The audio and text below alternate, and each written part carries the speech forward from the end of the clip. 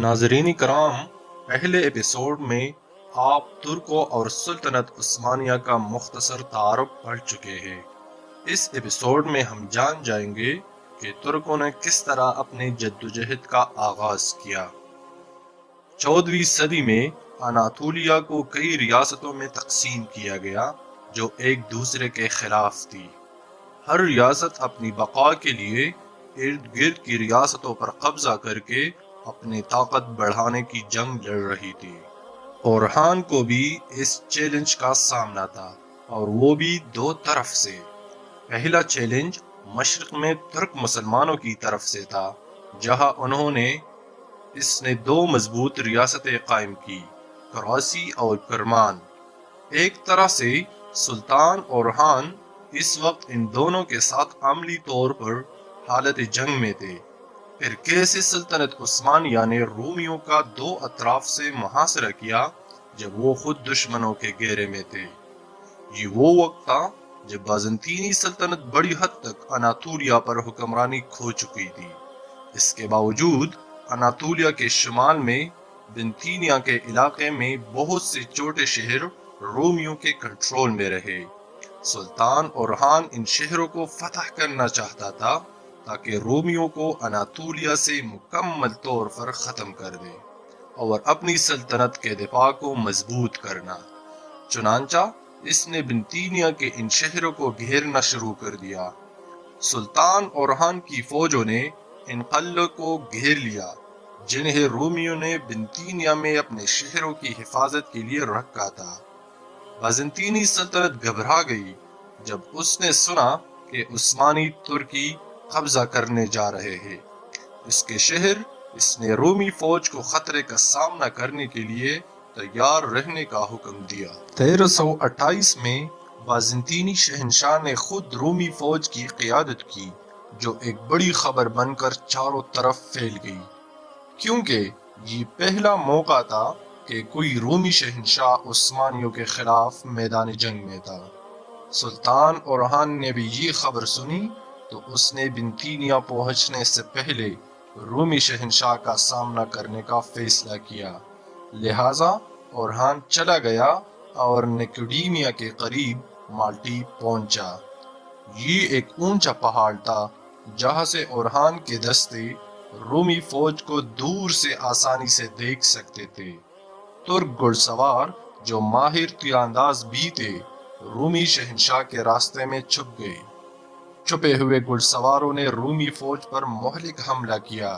جب وہ اس مقام پر پہنچ گئی، اچانک حملے نے رومی فوج کو بری طرح الجھا دیا۔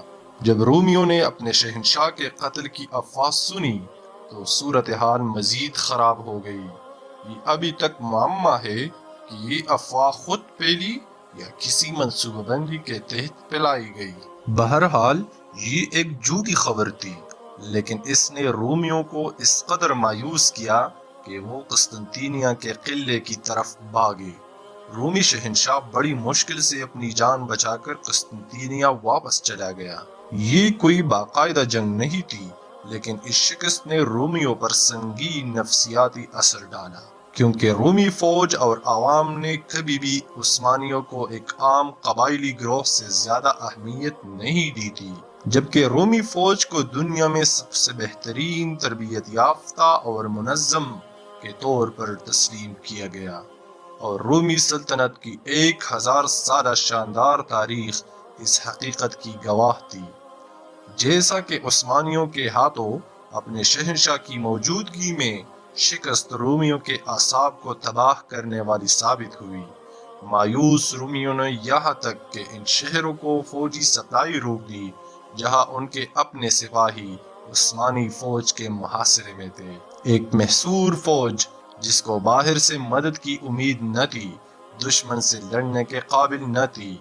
عثمانی ترکوں نے ایک ایک کر کے بنتینیا کے تمام معروف علاقوں پر قبضہ کر لیا۔ عثمانیوں کی فتح نے نہ صرف رومیوں کے حوصلے پست کیے بلکہ ایک اور مقصد بھی پورا کیا۔ اس نے رومی جنرل کانٹ کوزینس کو عثمانی فوج کے جنگی جذبے سے بہت متاثر کیا۔ ایک ہوشیار شخص کی طرح اس نے عثمانیوں سے لڑنے کی بجائے ان کی طاقت کو استعمال کرنے کا فیصلہ کیا۔ کنگ ٹوزینس خود شہنشاہ بننا چاہتا تھا، لیکن وہ شہنشاہ کا نہ بیٹا تھا اور نہ بھائی، اس لیے اسے شہنشاہ بننے کے لیے سلطنت کے خلاف بغاوت کرنے کی ضرورت تھی۔ اسے قسطنطینیہ کے قلعے میں رومی فوج کی حمایت پہلے ہی حاصل تھی، لیکن جب وہ اندر سے لڑ رہا تھا تو اسے کسی اور طرف سے حملے سے بچنے کے لیے باہر کی مدد کی ضرورت تھی۔ اس کے خیال میں عثمانی اس سلسلے میں اسے بہترین مدد فراہم کر سکتے تھے، چنانچہ اس نے عثمانی سلطنت اورہان سے خفیہ رابطے شروع کر دیے۔ دلچسپ بات یہ ہے کہ ترکوں کے سب سے طاقتور دشمن کے اہم ترین جنرل اب سلطان اورہان سے ہاتھ ملایا تھا۔ اس نے مدد کے بدلے میں سلطان اورہان کو بہت سے پرکشش فوائد کا وعدہ کیا۔ اس نے اپنی بیٹی کی شادی سلطان اورہان سے کرنے کا وعدہ بھی کیا۔ سلطان اورہان نے یہ سودا قبول کر لیا، لیکن جلد ہی وقت نے ظاہر کر دیا کہ یہ اتحاد کتنا مضبوط ہے۔